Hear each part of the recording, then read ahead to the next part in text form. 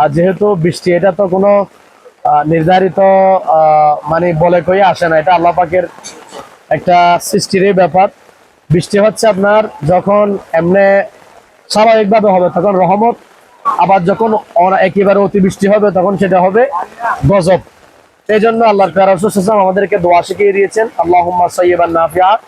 যখন বৃষ্টি হবে অর্থাৎ আল্লাহ তুমি আমাদের প্রতি উপকারী বর্ষণ করো, যেটার মাধ্যমে আমরা উপকৃত হব। এই যে এই ধরনের বৃষ্টি এটা কিন্তু উপকারী না, এটা ক্ষতিকর। এই জন্য আমাদেরকে সবসময় আল্লাহর কাছে তওবা করতে হবে, ইস্তেগফার করতে হবে, ক্ষমা চাইতে হবে, যাতে এই ধরনের বলা মুসিবত থেকে আল্লাহ আমাদেরকে হেফাজত করেন। আবার এই বলা মুসিবত গুলো যদি আমাদের না হয় তাহলে আমরা আমাদের সুখের সময় কত আনন্দ পেয়েছি এটা আমরা বুঝতে পারবো না। এই জন্য আল্লাহ পাক সুবহানাহু ওয়া তাআলা আমাদেরকে মাঝে মধ্যে বলা মুসিবত দিয়ে থাকেন, এ ধরনের পরীক্ষা করে থাকেন, যাতে আমরা আমাদের নিয়ামত গুলোর শুকরিয়া আমরা আদায় করতে পারি।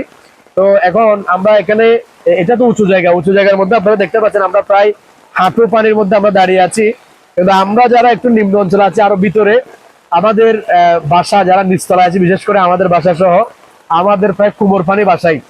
তো যাই হোক, এটা আল্লাহ পাকের একটা পরীক্ষা, আমরা এটা সবর করছি, শুকরিয়া আদায় করছি। আল্লাহ আমাদেরকে এতদিন নিয়ামত দান করেছেন। এখন একটু সাময়িক সময় হয়তো আমরা একটু দুঃখ কষ্টের মধ্যে আছি, তো আমরা এটার মধ্যে আমরা আল্লাহর কাছে আমরা সবর করছি, ধৈর্য ধারণ করছি। আমরা আশা করছি ইনশাআল্লাহ তাআলা আমরা আল্লাহর বান্দা হিসেবে আল্লাহ পাক আমাদেরকে শীঘ্রই এখান থেকে মুক্তি দিবেন। ওই যে ওইদিকে এটা হচ্ছে বৃষ্টির সময় পড়ার দোয়া। আর একটা আছে যদি তুফানের সময় হয় তখন একটা দোয়া পড়তে বলা হয়েছে, আল্লাহুম্মা ইন্নী আসআলুকা খায়রা ওয়া খায়রা মা ফিহা ওয়া খায়রা মা উরসিলাত বিহি ওয়া আউযু বিকা মিন শাররিহা ওয়া শাররি মা উরসিলাত বিহি।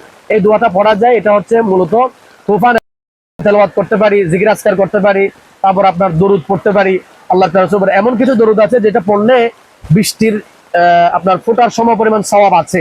তা আমার এই মুহূর্তে এটা যদিও মনে পড়ছে না, যদি আমাদের ভাইয়েরা এগুলো বিভিন্ন বইপত্র দেখলে, ওজিফার বইপত্র দেখলে কেন পাবেন, এইগুলো আমরা করতে পারি। আপাতত এটাই আমি আমাদের দর্শক শ্রোতা যারা দেখছেন ওনাদের প্রতি আমরা মানে কি বলছি, এটা আবেদন রাখছি। আর একটা ব্যাপার হচ্ছে, আমাদের যারা এদিকে আসবেন একটু আমি বলবো সতর্কতার সাথে একটু আসা উচিত, যেহেতু এদিকে রাস্তা বন্ধ। অনেকে গাড়ি নিয়ে আসলেও কিন্তু এদিকে আসার মতো সুযোগ নাই। তো সুতরাং এই বার্তাগুলো আমাদের জানা মানে একটু জানা রাখা উচিত, কারণ মানুষের সেবা করা, মানুষকে উপকৃত করতে পারা, এটাও একটা ইবাদত। আল্লাহ রাসূল বলেছেন, খায়রুন নাসি মান ইয়ানফাউন নাস, উত্তম মানুষ হচ্ছে সেই ব্যক্তি যে মানুষের উপকার করে। আসসালামু আলাইকুম ওয়া রাহমাতুল্লাহ। যেহেতু ইসলামিক শরিয়া মোতাবেক মানুষ মোমেনদের করা কি করে নিয়ে উচিত?